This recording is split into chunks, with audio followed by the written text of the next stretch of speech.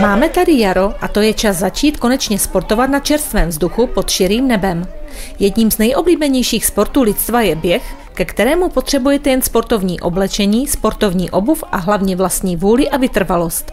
Běh je zcela přirozeným pohybem člověka a odjakživa byl základním pohybem už od malinka.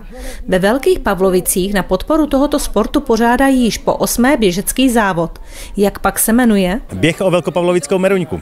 A to jak pro děti, pro ty nejmenší, přes všechny kategorie vlastně a dá se říct, že až pro ty úplně nejstarší. Takže v jakých kategoriích se dneska děti mohly těšit vlastně na to, že si zaběhají? Tak možná jste viděli, že tady utěkali vlastně děti dokonce i s maminkama, takže víceméně jsou to ty, které ještě skoro, nechci říct, že neumí chodit, ale spíš neumí běhat a postupně se to dostávají přes vlastně děti, co se týká mateřské školy, základní školy, potom samozřejmě studenti, junior a pak dospělí, kde to máme rozdělené samozřejmě potom už na kategorii mužů a na kategorii ženy a jsou tam samozřejmě seniori.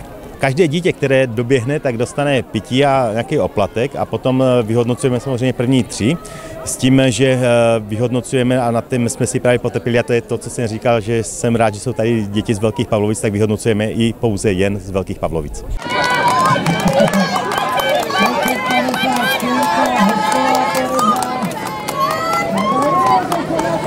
Nejmladší účastnicí byla 15měsíční Emička, za jejíž výkon patří díky zejména rodičům, kteří ji celý závod doprovázeli a pozbuzovali. Hlavním pořadatelem je určitě město Velké Pavlovice. A máme to ve spolupráci se základní školou, ve spolupráci s gymnáziem Velké Pavlovice a pomáhají nám tady různí dobrovolníci.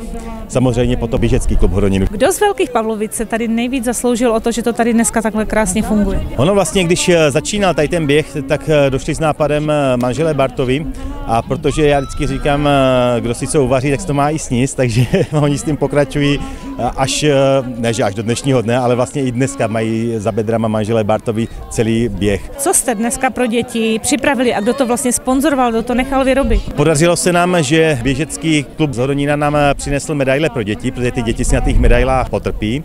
Máme pro ně potom placky, ať mají i památku na ten běh z konkrétního roku a dostávají ještě míče a tam v té krabici máme perníčky. Běh o Velkopavlovickou meruňku je zařazen také jako jeden ze závodů Moravskoslovenského běžeckého poháru. Samozřejmě jsme rádi, že to je něco se musí splnit, něco se musí zajistit, aby to vůbec mohlo proběhnout, ale pokud si zařadíte jakoukoliv soutěž, a to teď nemyslím jenom tady tu běžeckou, ale i další ostatní do nějakého poháru, tak je jakási záruka, že sem ty běžci přijedou a že si dojdou zazávodit. Pokud bychom to neměli zařazené, ano, oni by možná došli, otázka, jaká by byla účast. My jsme tady vlastně na stadionu, kde se soustředíme hlavně na děti, protože to je ta budoucnost toho běhání, toho sportu, který tady se snažíte podporovat ve Velkých Pavlovicích, ale určitě takovým zlatým hřebem bude teda hlavní závod, odkud vybíhá a jak je dlouhá trať. Závod vybíhá taky tady z tohoto stadionu. My jsme v minulosti začínali u radnice, ale s ohledem na logistiku se nám osvědčilo už loni, že jsme začínali zde na stadioně a vybíháme směrem na západ, ulicemi města do viničních tratí.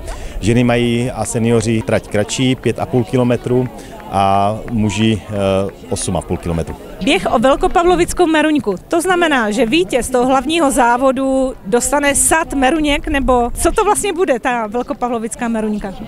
No, je pravda, že nějaké sady neobdělané máme a že bychom byli rádi, kdyby to někdo začal obdělávat. Máme víc variant, máme takovou Velkopavlovickou meruňku. Po případě my jsme se domnívám v některých ročnících dávali vítězům dokonce stromek Velkopavlovické meruňky, ale protože ten stromek leckdo nemůže zasadit, nemá k tomu podmínky anebo po případě místo, tak je zažité, že dáváme produkt z Velkopavlovické meruňky, a to pálenku.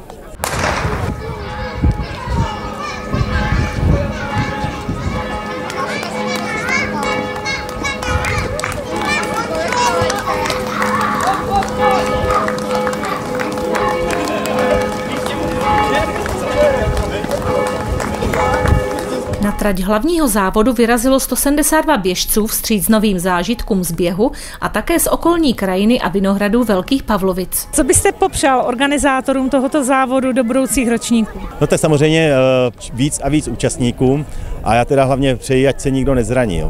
Ono je to ošemetné, ono se to nezdá, ale běží se v terénu a jsou tam opravdu problematická místa, kdy si člověk je stačí jedno špatné šlápnutí a může být zle, obzvlášť u těch starších účastníků, takže ať přejím, ať doběhnou v pohodě ať se jim i líbí, protože oni, když utíkají, tak oni vždycky říkají, jak se to užívají. Jo. To já bych teda nedovedl.